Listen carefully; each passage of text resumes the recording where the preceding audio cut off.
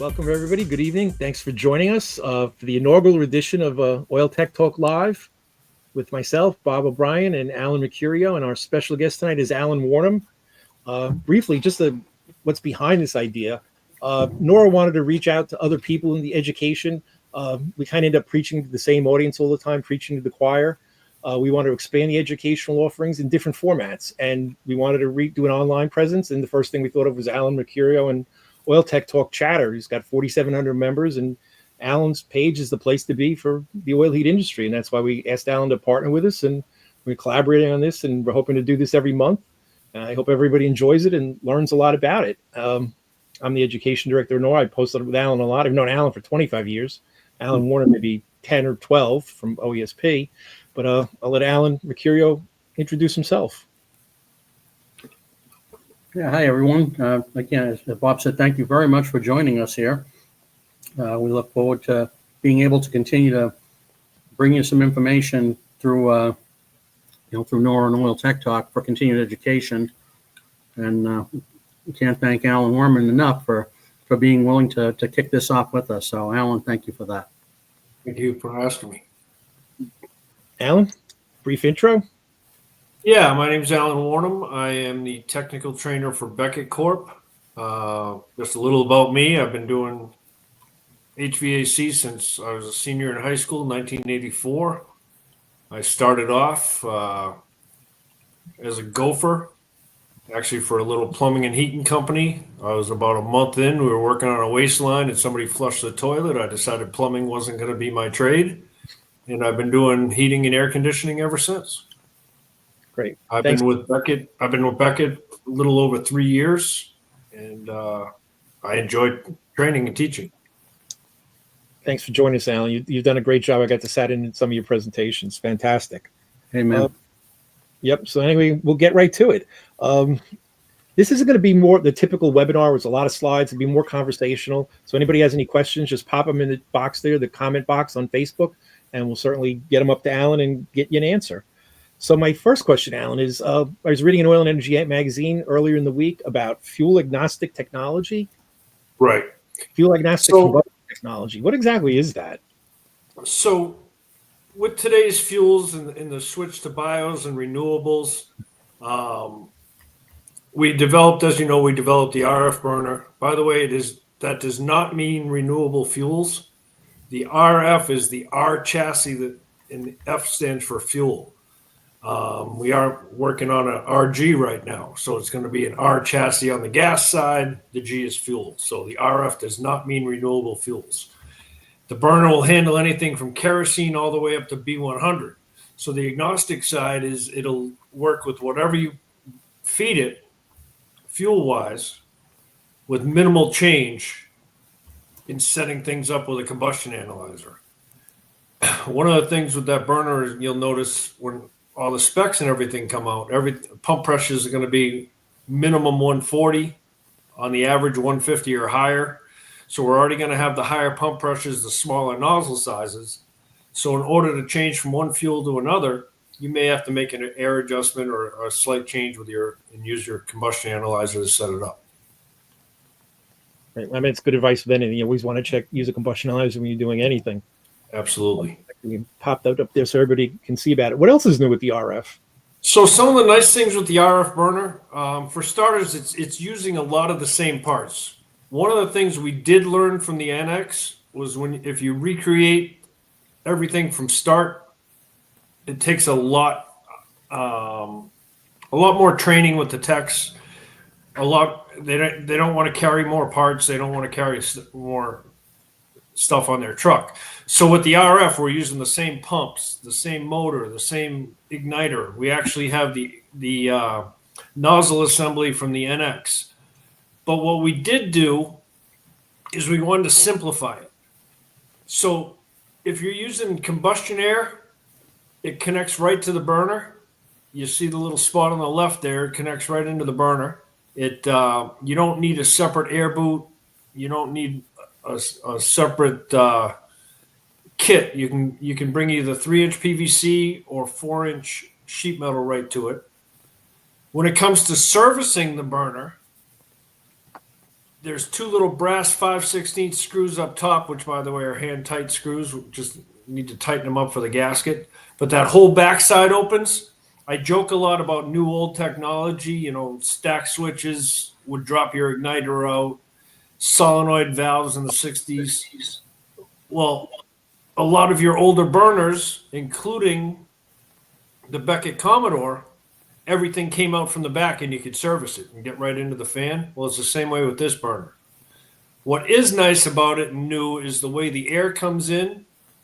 That air boot right there already has a trap built into it so that you don't have the cold air sitting right on the pump seal. The pump seal hooks into the inside of the burner. So you're getting the warmer air from the boiler on the pump seal so you don't take the chance of gelling it.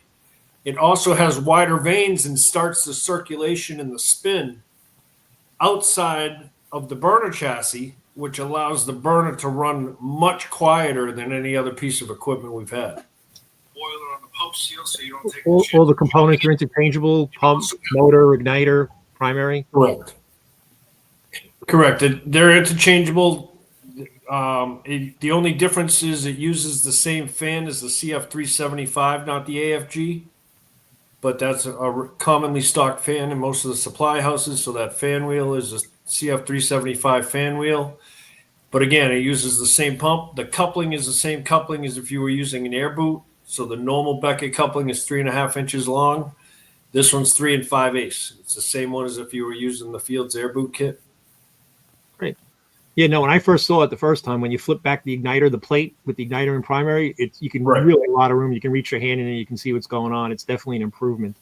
So this is going to supersede the NX and the AF2? They're going to go away? Correct. Place? On September 30th of this year, we will cease making any new NX or AF2s. The spec, manufacturers have ordered them. You probably won't see them OEM until sometime next year, because manufacturers do have NXs out there. We do have NXs in stock. We'll continue to have replacement parts and repair parts, but this is going to supersede the NX and the AF2. It will work on a pin boiler, but our primary goal is your tighter combustion chambers, your triple pass boilers, your direct vents, things like that. I'm assuming the 375 fan gives you some pretty high static pressure. Right. It allows for that extra push needed with the tighter systems of today. So the only part you need different than what you carry right now would be the 375 fan, where a lot of people don't carry it. Correct. And the longer coupling. Great. I mean, it sounds excellent. So now OEMs, this is going to take the place of OEM applications that are currently using NX and AF2? Correct. Okay, perfect. It's already out as a replacement burner right now. So we have the RF101 and the RF102. There will be an RF103. It's going to fire up to 3 gallons an hour eventually. But right now it's already out as a burner in the box. We do have specs online. If you go to beckettcorp.com, tap on support, then OEM spec guides, you'll see the RF guide on there already. So we've got a bunch of systems that we've already tested it on. We've already got specs and setups for it. So if you've got an NX in the field or another high static pressure burner you're looking to replace, you can get the RF101, which fires 0.4 to 1 gallon an hour, and the RF102, which right now is 0.9 to 1.75. Remember, those are firing rates, not nozzle size. Excellent. Does it have different heads? I know like the NX had a 6-slot and a 9-slot head. Is this the same, or it has a 6-slot and a 9-slot head. The other difference is, so the RF101, we use a 6-slot head. It also has a cast iron throttle ring on the end. So the RF101 has a 6-point throttle head.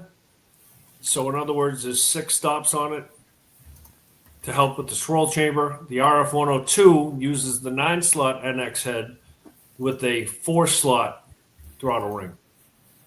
That's just to control the tertiary air or the depth? Correct. It's to control the air and to help with the it's actually, if you look at the end of the burner, it's really cool. I geek out over a lot of this stuff. I love the heating trade. I've had a cartoon Hartford loop tattooed on me for 25 years.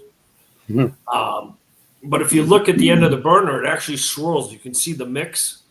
We spent a lot of time looking at it with the quartz cylinder on demos, and you can see that. You can see that. So that's what helps with that.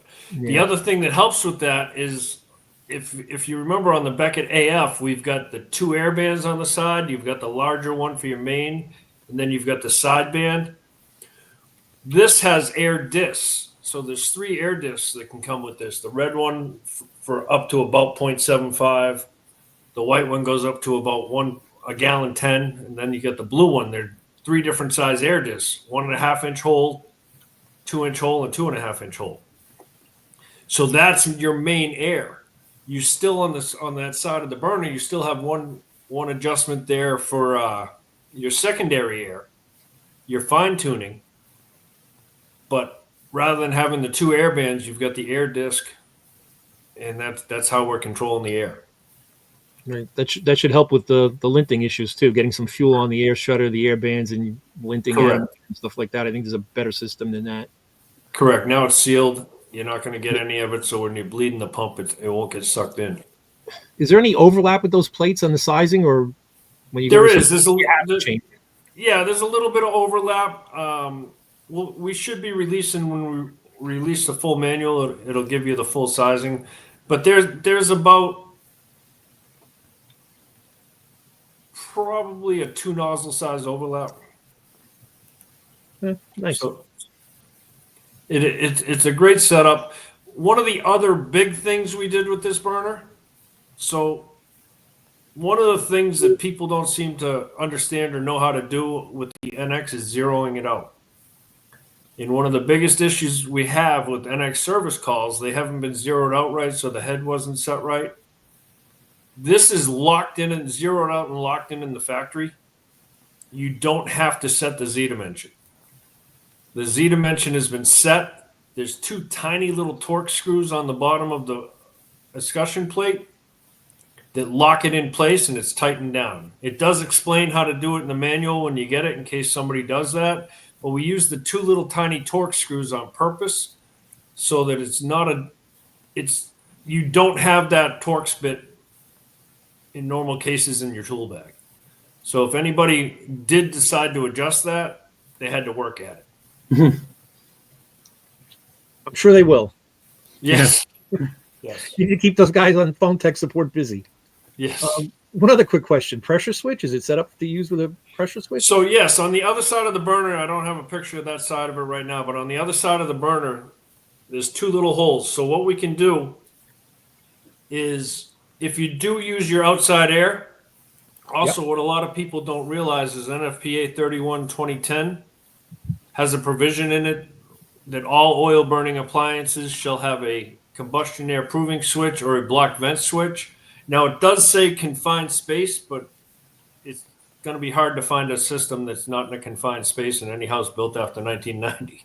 Sure. Yeah. Nobody does the calculations, but if you did, 95% of applications are going to be in a confined space. There's actually one county in Connecticut that's been failing people if they don't have a block vent switch on. So what we have is on the other side, we have a setup, we have a plug in there. You can take the plug out. There's 2 little mounting holes. The air pressure switch comes with the mounting bracket, the switch, the barb fitting to replace where the plug is, and then 2 wires to run over to the 75-65 control, because we've got the 24 volt and the 120 volt air proving switch on there. So you run the 2 wires over to the 24 volt side, you set it for normally closed or block vent, and you're all set, ready to go. And if it trips, it would you get the error code on the control. Right. If it trips, you get the error code on. What's nice is we have the two air switches, 120 and 24.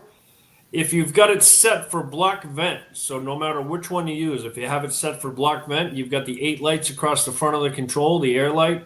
Mm-hmm. If it's set for block vent, it'll give you a yellow trouble light. If it's set for normally closed or combustion air, normally closed or block vent is a red light. Combustion air proving or normally open is a yellow light. So it tells you, which one of your switches is open. Great. That's going to be a big feature, I think, going forward. Yeah. Combustion air problems are pretty common. Or lack of combustion air, lack of sufficient combustion air, I should say. Absolutely. You want to touch on anything else we missed, or? I think as far as the RF goes, if you get a chance to go to any of the shows or anything that is set up, or if you get a chance and you're anywhere near Sturbridge, Mass, reach out to me. Come listen to it run. You're going to be amazed how quiet it is. You know, that's the biggest thing. People, the first thing they say is they don't even hear it running. And of course, if you set up a direct vent or any boiler properly, you have your distance between your breach and your 90. Now you're not going to hear that boiler run. Great. Any questions on Facebook land, Alan? I'm not looking at it. No, not yet. No. It looks like, and I actually, while you guys have been talking, I opened up another chatter session and just reminded everybody, hey, come on, visit. I put the live link and everything. So it looks like we had, well, somebody just dropped out. We had 3 people after I did that. Now we're down to 2. You scared them away. Yeah, somebody was like, holy crap, he can see that I'm here. So listen, for the 2 of you that are here, we appreciate it. If you have any questions, please post them in the comments. Yeah. All right. Good to go. We're good on the RF? We're good on the RF, I think. I have to say, when I first heard about it a few years ago, I was shocked. I thought the NX would be the last new American burner I ever saw in my lifetime. And that was 2005. Right. Which was kind of depressing at that point. That, you know, I thought that was the end of the line. So, I mean, it's great that Beckett stepped up and, you know, from the ground up designed a whole new burner in, you know, 2025 and getting it to market now. I never thought I'd see it. I'm impressed with the burner too. From the applications we have it in, we've got it in some B100 applications, we've got it in B50 applications, and it's running great. That's another question I have. It's rated. It's UL listed for biodiesel, renewable diesel. Correct. It's UL listed for bio or renewable. Also kerosene on up. So it'll handle any of the above. Great. Thanks. As you know, in order to make a burner bio rated, it's basically just the pump and the control. Yeah. But you still need to get it listed though, right? With each fuel. Oh, absolutely. Yeah. It is UL certified and UL listed. Perfect. Future. I think it'll be the last yellow flame burner you're going to see made. Oh, I honestly believe in a few years, when we get into the higher bio content without sulfur, you may see some blue flame stuff coming out. I feel like Charlie Brown. I've been fooled so many times. They pull the football away on the blue flame thing. The 1979-80 version iteration where it wasn't really ready for prime. The technology wasn't there to do it. No, at that time. The fuel had too high a sulfur content. Yeah. Well, those were not condensing the Blu-ray. What's I'm that? I'm talking about the 1980 circa Blu-ray. Oh yeah, the Blu-ray burner itself. Yeah, it's the technology wasn't there at that point in time, and that didn't work out so well. But I mean, other people have tried introducing blue flame burners to the U.S. market and they haven't had success. But I think you're right. In Europe, I mean, it's the predominant burner is a blue flame burner. They're low NOx, which there's more and more pressure on emissions. Flame technology reduces the NOx tremendously, with the exhaust gas recirculation. So I think you're right. I'd love to see that happen in the future. Europe, it's almost all of them. The UK is 98% blue flame. Hopefully people can get used to new technology. Well, that's the thing. It's not going to be the fuels anymore that hold us back. It's going to be people need to accept the technology. They need to accept the fuels, and they need to continue to learn on it. Well, training is that's really the reason we're here is the educational aspect of it to try to provide that. But yeah, I mean, training is always going to be the make or break with any product. And hopefully the third time's the charm for blue flame technology in the heating oil industry in the U.S. Yep. The first two, yeah.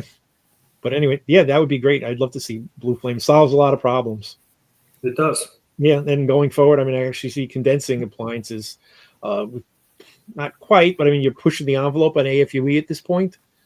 So if there's any pressure to increase AFUEs, there's some stuff you could do, with the existing technology. But at some point, if you're going to get up there, you need to go with condensing. But we'll see what happens. Yeah. Thanks. I think next we wanted to touch on the tank to flame. Okay. And so see it all the time. What is it? Okay, so tank to flame. obviously you get the first part of it, which is exactly what we say. One of the nice things about Beckett and some of the acquisitions we've made. So we're able to go from the oil tank to the oil tank components, the gauges, the fills, the vents, your fire-o-matic, come out with your higher efficiency filters and run that all the way right down to the burner, to the flame. So we've got you covered tank to flame, the parts in between, what you need. The other thing that actually means, in one of the things it says here in the slide we've got up. So run that all the way right down to the burner, to the flame. Oh, I'm getting an echo. Sorry. Yeah, I think that might be Alan. Covered tank to flame. So what you need. It's to help you reduce your service calls, to help you feel confident about a product, about a company. You know it's all coming from a company that's been out for years. It comes from a company that's confident, you're confident with. And it's all bio-certified now, the parts that we have. We have all bio-certified parts. From the polymers that are used on the float for the tank gauge, we have the B100 fire-o-matics, spin-on filters. What a lot of people don't know is that when it comes to cartridge filters, there is not one cartridge filter out there that is bio-rated. The filters themselves are not. The gaskets are, but even at that, you don't get the little gasket for the nut on the bottom of the Westwood or the Generals or any of those filters. That gasket on the bottom is B5. So with the spin-on filter, as you're coming in, if you get the bio-rated spin-ons, you're B100 certified, and you're replacing the canister every year. So you don't have a canister that may possibly leak. Then we move down the line, and we've got the Tiger Loop, which is bio-rated. Every overhead oil line is going to require a Tiger Loop. We need to get rid of the two-pipe systems. In fact, NORA's research itself has found that most of the pump bindings are on two-pipe systems. Or outside tanks, or both. Right. And one of the things about your two-pipe systems, first of all, the amount of fuel it's moving, you're moving 17 gallons an hour through that pump. So you're bringing all that material and microbes and whatnot from the tank through that filter first, through your pump strainer, then back, mixing it all back up again and sending it down the line again. So when you go to something like a Tiger Loop and a bio-certified Tiger Loop, now you're only pulling the amount of oil out that you're using. So say you're using a gallon an hour, you're only replacing a gallon an hour. The rest of that fuel is getting heated up and warmed up, which, by the way, bio is thicker. So it helps keep the fuel thinner. It helps keep the fuel burning better and atomizing better because you're warming up anywhere from 23 to 28 degrees on the fuel from the friction of the pump. And you don't have a line that may leak that you can't test. So we're able to take all those products from the tank all the way down to your B100 certified burner and run it. So everything in between, filters, fire safety valves, everything's all B100 rated. Correct. And the thing is, people need to tomorrow proof today. So in other words, you don't know what your bios are. Now you get a lot of states like Connecticut, New York are B10, Rhode Island's B20. Up here in Massachusetts, we're the Wild West. We don't have any specs, so we're anywhere from B5 to B80, anything in between. So if your products are only rated for B5, if you get the old fire-o-matic links, the old fire-o-matics with just the circle on them are only rated to B5. The original Tiger Loops are rated to B5. So if you're running B10 or B20 and you're not having bio-rated products, you're accepting liability. So we want to make sure we have you covered everywhere down the line. Yeah, I mean, that makes sense to future-proof it on a rolling basis, converting as you change flex lines, as you change filters, Correct. Upgrading to bio-rated components so you're ready at that point. If it were to go to higher blends, in a very short period of time, it would be impossible to change 5 million oil filters that are out there approximately, right? It's going to take a little while to change 5 million of those. So doing it on a rolling basis makes a lot of sense. And which is also why I can either lead into it now or we can get into it. But on the other slide sure, is go ahead. Well, on the other slide we have is the filter adapter, because we're talking about future proofing. So there's a lot of older tanks out there that it doesn't make sense to try and spin a filter off. I don't know about you, but if I've got a 15 or 20-year-old tank, I don't want to try and spin the existing filter off so I can put a spin on there, because as you know, the cartridge filters are about 70% efficient. The spin-ons are about 95% efficient. We need to grab those particles because biofuel is a cleaning agent. It's breaking the stuff up in the tanks and sending it down the line. We need to grab it. So with the spin-on adapter, we've got 3 of them out there. We've got one that'll handle the general 1As, the Unifilter 77, the Westwood, and we're actually working on it right now so it'll be able to work with the Mitco. The Mitco cover is a little bit thinner, so we got to change the four locking nubs inside. But we have another one that'll handle the FB4 all the way up to an FB10. The next one is for the general 2As. So you can take the existing filter, put the spin-on adapter into it, never touch that top part again. In fact, people are funny. They're like, I don't have to replace that gasket every year. And the one thing I tell them, do you replace your engine gaskets every year? The only time you worry about that gasket up top is if for some reason somebody loosens it up and causes it to leak, but you now have a spin-on filter on the bottom. So you never touch the center bolt again. Correct. And I guess we have a question. Yeah. Okay. Can you guys hear me? Absolutely. Yes. Okay. So Josh Gilbert, Josh, thanks for being here and thanks for asking the question. Josh is asking, are we potentially going to see more nozzle heaters and or some sort of oil line heater for outside tanks as bio gets more prevalent out there? Currently, he's in an area that is not really using a lot, if any. Right now, they're using pretty much just straight fuel oil. I'm guessing anywhere from B5 to B15. I don't think you can use less here in the state of Pennsylvania. Well, yeah. And Bob, you might. Yeah, NORA's done a lot of research, and we have continuing ongoing research into outside tanks with renewable fuels with biodiesel. The cloud points are obviously, and pour points are obviously higher on biodiesel than heating oil. But I mean, I started in 1978, and let me tell you, there was plenty of frozen tanks before even anybody heard of biodiesel.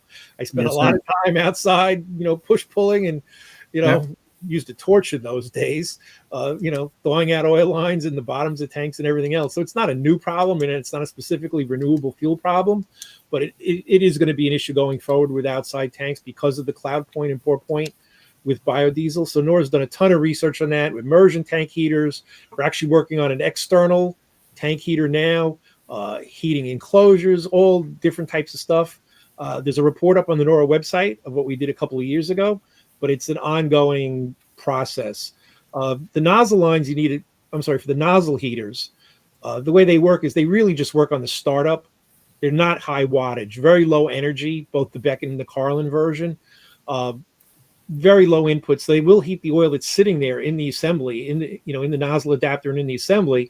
But once the burner starts, that fuel moves out so rapidly, those 3 watt, 4 watt heaters aren't going to transfer a huge amount.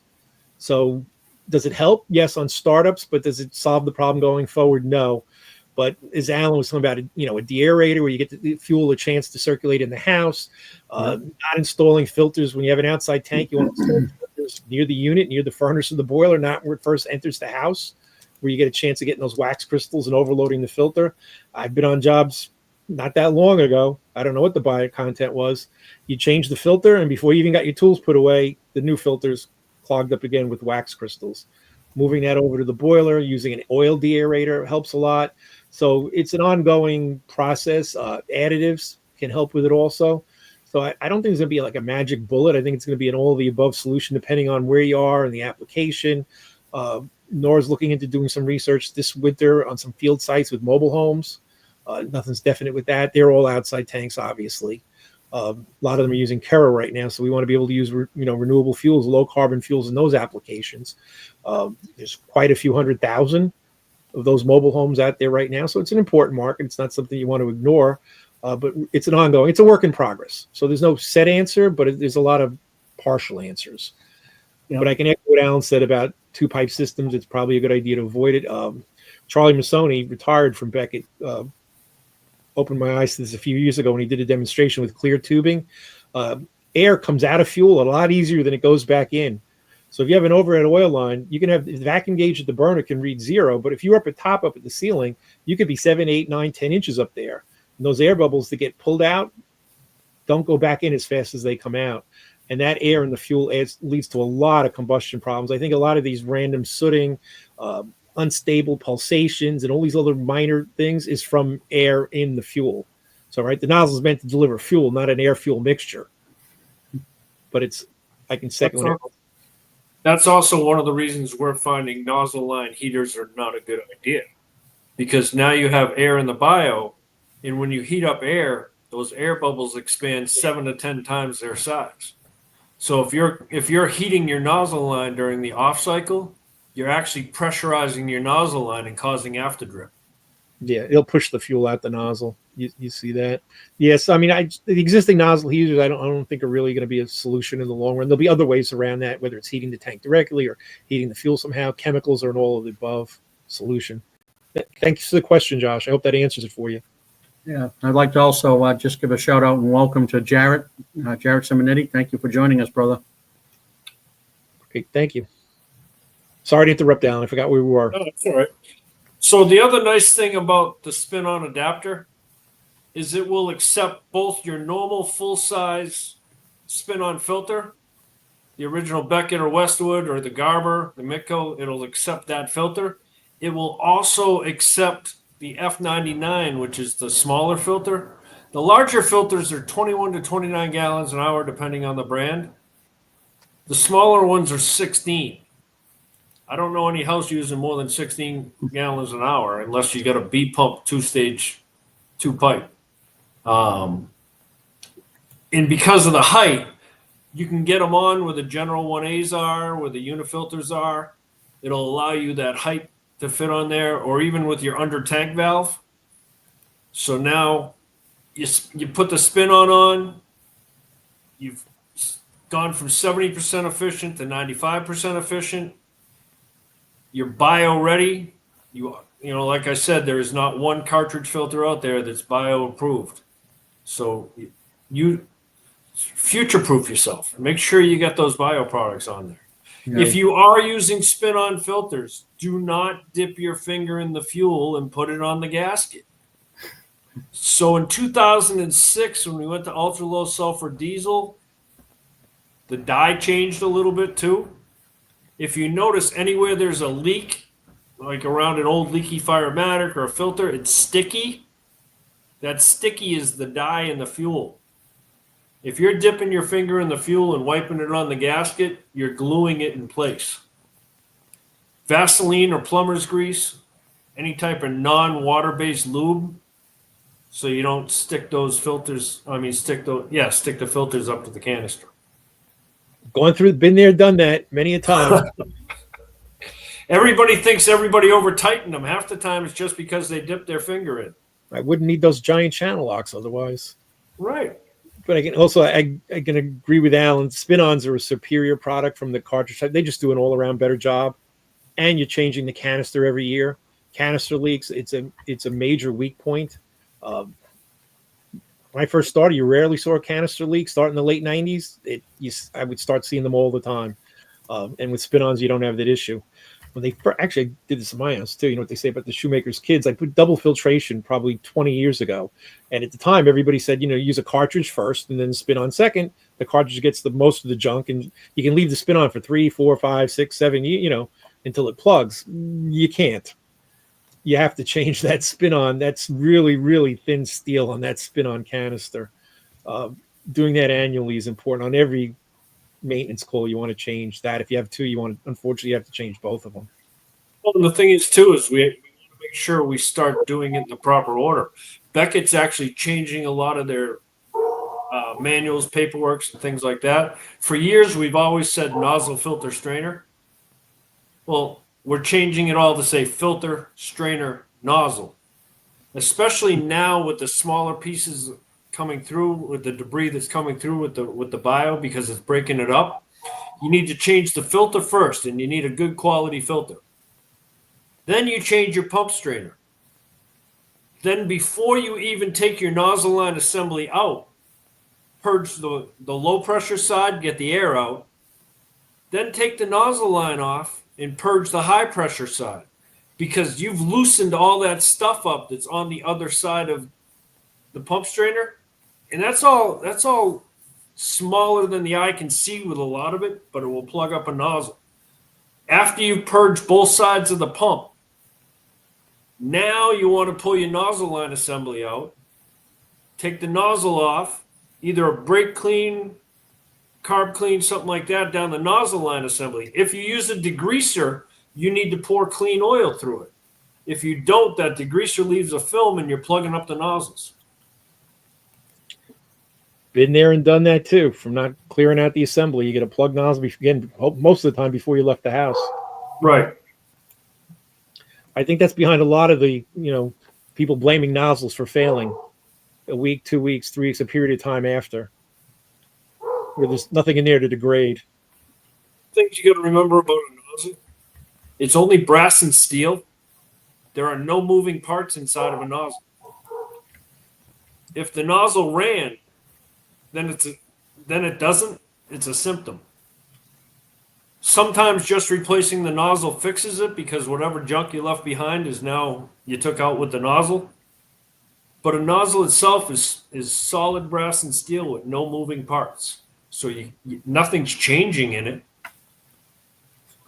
Alan, I never really thought of this, so I'm not challenging you, but I do want to ask you, what about the distributor?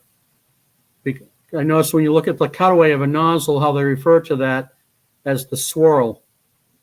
It's a swirl chamber. It's a swirl chamber. Yeah, the swirl chamber. Part. Right, But it's right. not a moving part. No, I'm with you, brother. I'm just one. I guess I just made an assumption, which we should never do, is that the distributor there that has the tangential slots, right, is what was spinning in there under pressure, which is why they called that a swirl chamber. Swirl chamber that doesn't move. Okay. Well, I know the chamber doesn't move. No, neither does the.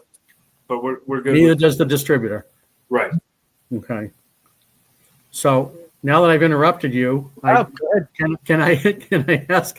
Josh has a couple more questions. Can I throw them in before we go on? Sure, absolutely. Okay. So let's see. Let me go back to.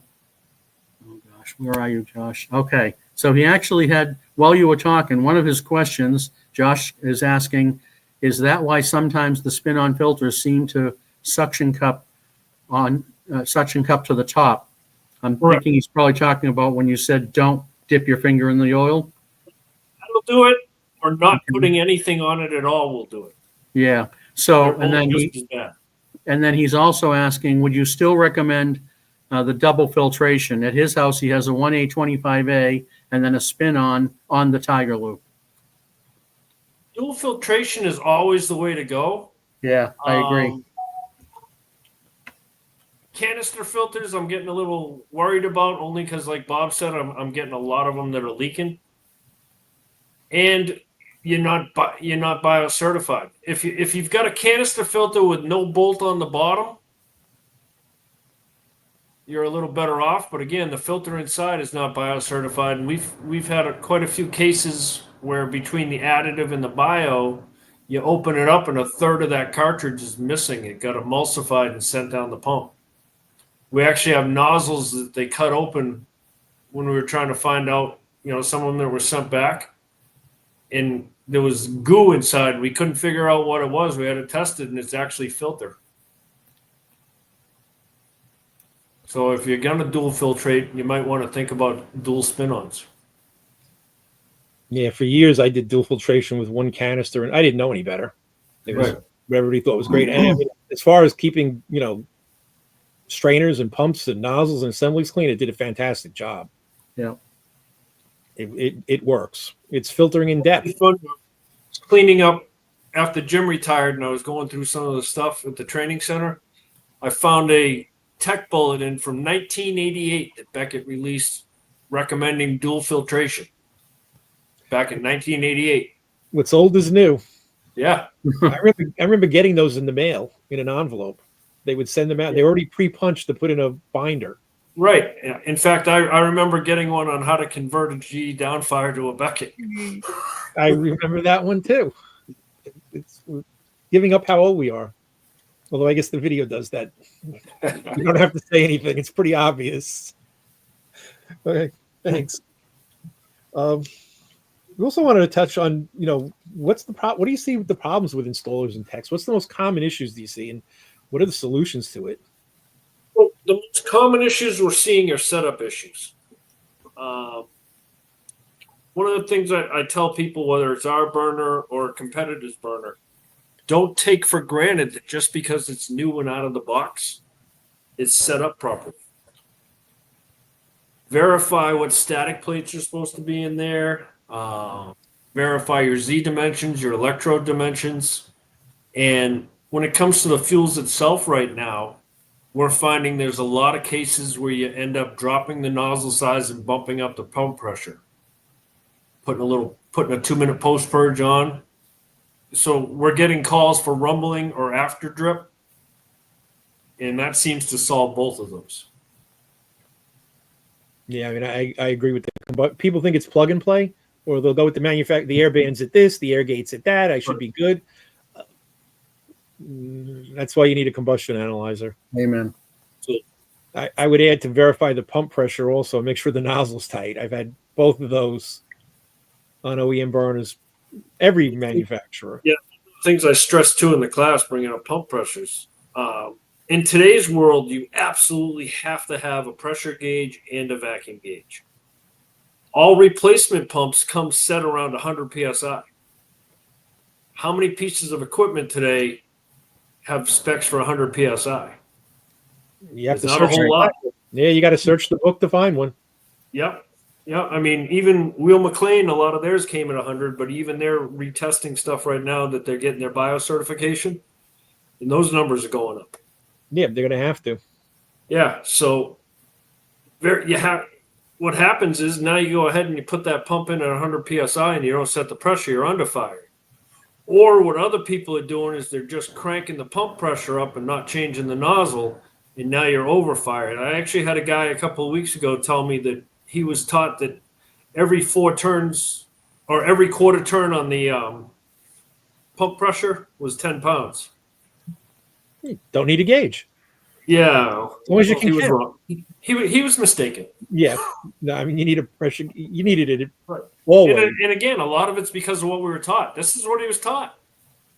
I was taught a lot of long mistaken things. I I was. was taught how to size boilers by standing across the street. Close one eye. You put 3 fingers up. If 3 fingers covered the house, it was 75,000 BTUs or a 3-section boiler. So it's I was a skinny young kid. What I if you put have a lot fat of fingers? 4-section boilers where they didn't belong.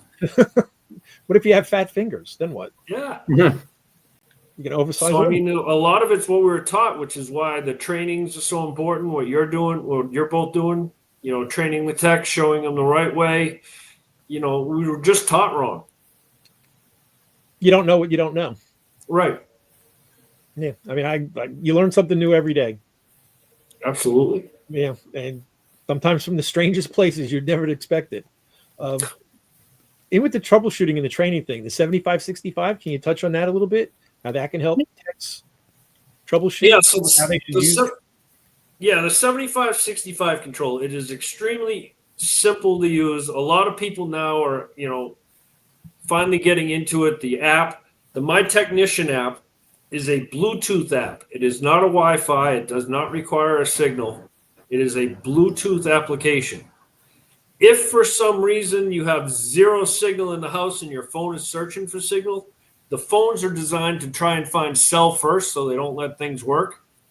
If you put it into airplane mode, it shuts the cell service off and the Bluetooth will work.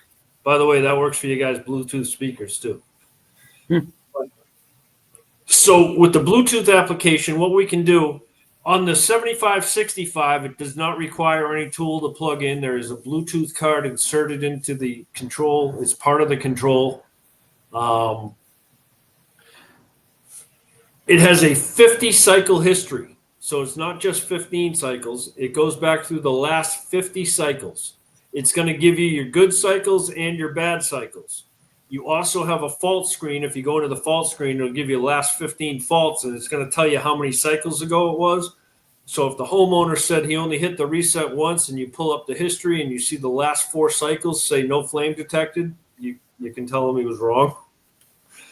But it's going to allow you all that. Right next to the fault, there's a little information button. So there's an eye with a circle on it. If you tap that eye with the circle, it's going to tell you what to troubleshoot for that particular fault. Yep. So it's going to cut your troubleshooting time down. So say, for instance, you have a shorted CAD cell. The control says shorted CAD cell. You hit the information button. It's going to have you test the CAD cell eye. It's going to have you test the CAD cell leads. It's going to have you verify that the head's not plugged. And then it's going to tell you, verify the control. So it's going to go down through the list of the different things to test for that particular fault. It allows you setting-wise go up to 2 minutes of pre-purge, 8 minutes of post-purge. It has an ignition carryover setup. What ignition carryover is, it allows the igniter to stay on for up to 90 seconds after your trial for ignition. So if you've got a direct vent boiler, a tall outside chimney, or an air boot or something like that that's bringing that cold air in, a lot of times that draft damper is doing this because that's that flame coming on and off the head trying to stabilize. Well, this will allow the igniter to stay on for up to 90 seconds, keep that flame on the head while it warms up and gets itself going. I tell a lot of people to have a minimum 15-second pre-purge, 90-second ignition carryover, and 2-minute post. The other things you can set on that, you can set for intermittent or interrupted ignition. You can set the amount of retries or how many times it's going to push the button. It has relight or recycle. So most of your controls out there today are recycle control. If you lose flame, it's going to go through its post-purge, wait 60 seconds, and then try and light again. On the 7565, you can set it to relight. And again, that's for the direct vent systems, the cold air intake, that tall outside cold chimney. Because what it'll do is if you lose flame, you're not going to have the boiler cool down while it goes through its off cycle.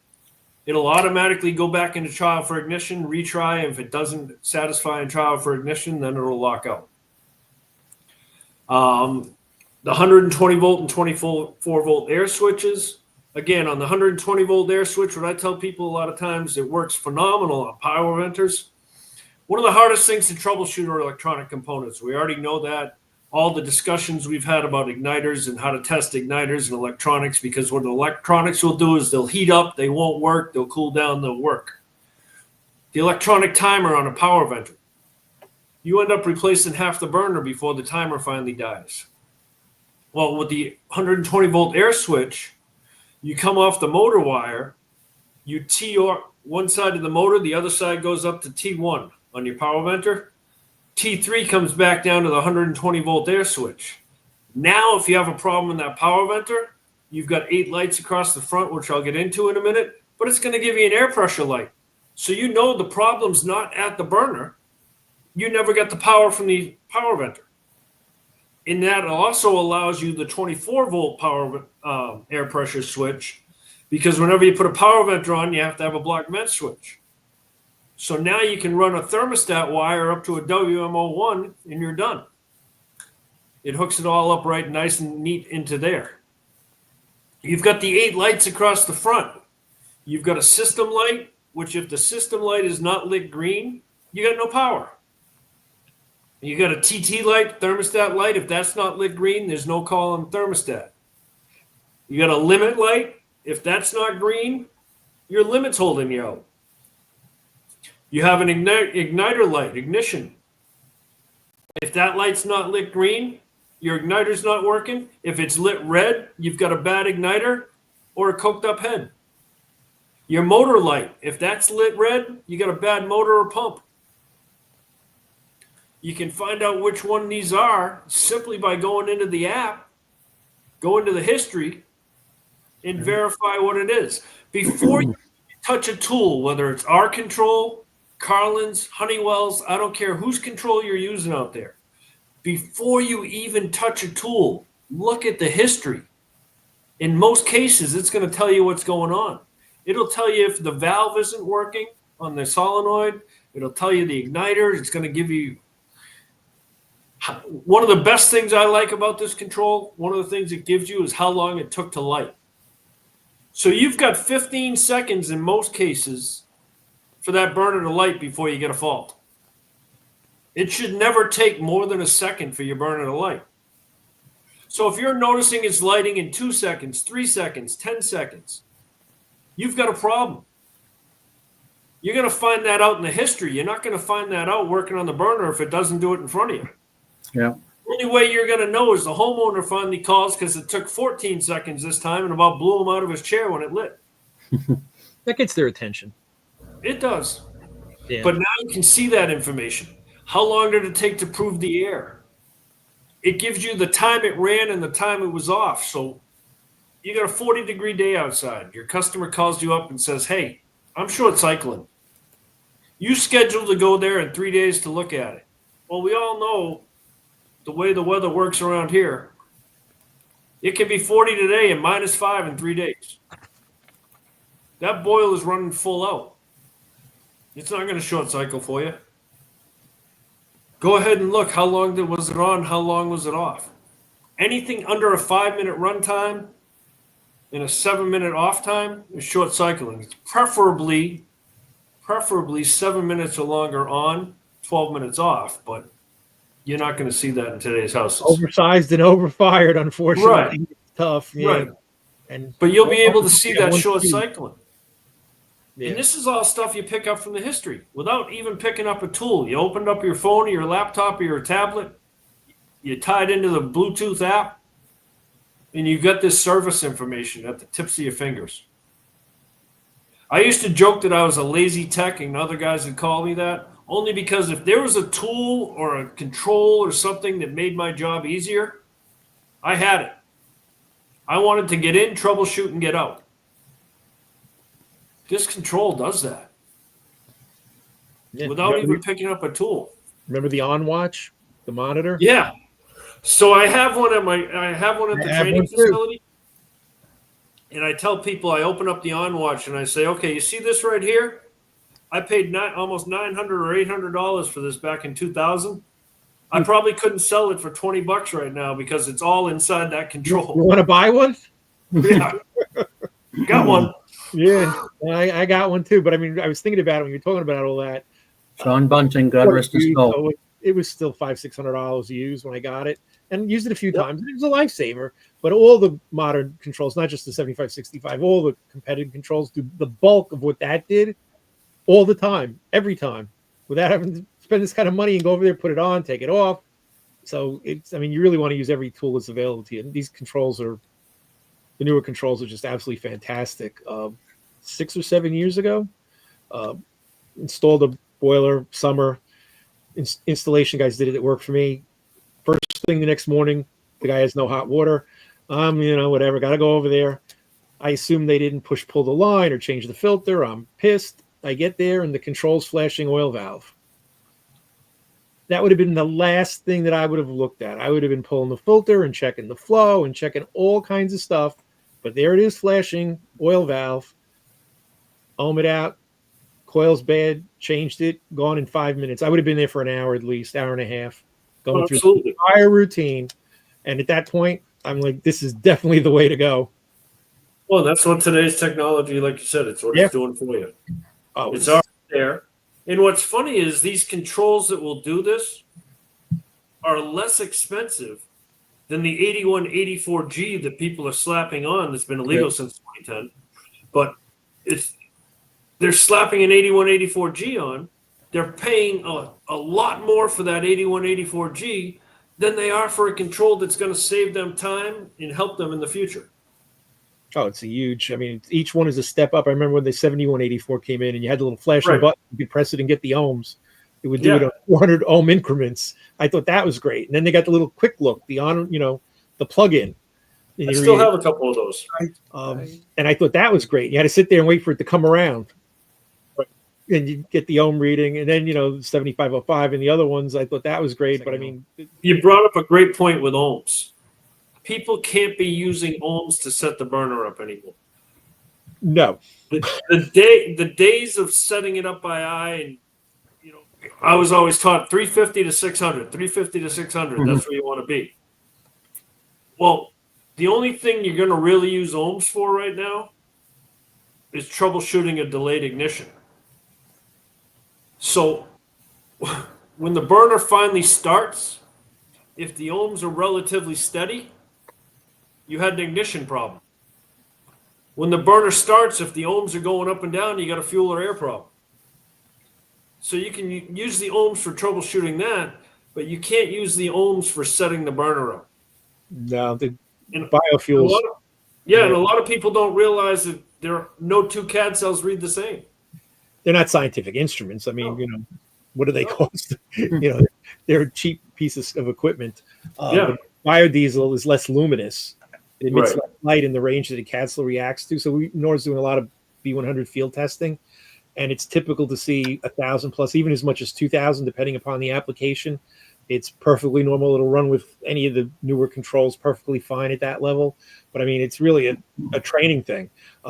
Everybody said the same thing, over 1,000. There's something really wrong. You got to do that, check into it. There's something not right there, but that's not the case anymore with the modern fuels. You can be over 1,000 and even 2,000, depending on the application, the appliance, and it's perfectly normal. The other numbers are all in spec, and these jobs are out there. Some of them have been on B100 for 4 years almost at this point. Absolutely fine. We're just about at the hour. You have anything to? Yeah. Want to make sure I don't, you guys know I stink at multitasking, so I want to make sure that you guys both probably want to say hello to Dave Bassett. He's actually was one of the first ones that signed in. He's been with us from the beginning of this. So hey Dave. Hello to Dave. Thanks for stopping by. So anything we want to wrap up, Alan? Any last points? No, I'm looking at this. The biggest thing we need to do is we got to make sure that everybody learns to work with the fuel and not condemn it and work together. Because as technicians, it's up to us to keep this going. If homeowners see us complaining about it, the first thing they're going to do is run away from it. Absolutely. I mean, the technician's the ambassador of the entire industry, not just the company they work for. And the fuel's the fuel. And as you said, it's mandated, B10 in New York, B10 in Connecticut, B20 in Rhode Island. It is what it is. It's like complaining about the weather. Getting used to it and working with it, it's really not that much different. There's some slight differences, but it's not a huge thing. I think we're good. We're just about at an hour. Anyway, I wanted to thank Alan, both Allens. Yeah. The people who visit us live here. It's going to be available on YouTube and both on Alan's and the NORA page. It's going to be a monthly event. August, we haven't picked a guest yet. It's going to be a surprise. But September is going to be John Dunleavy from Carlin Combustion, discussing what's new up there.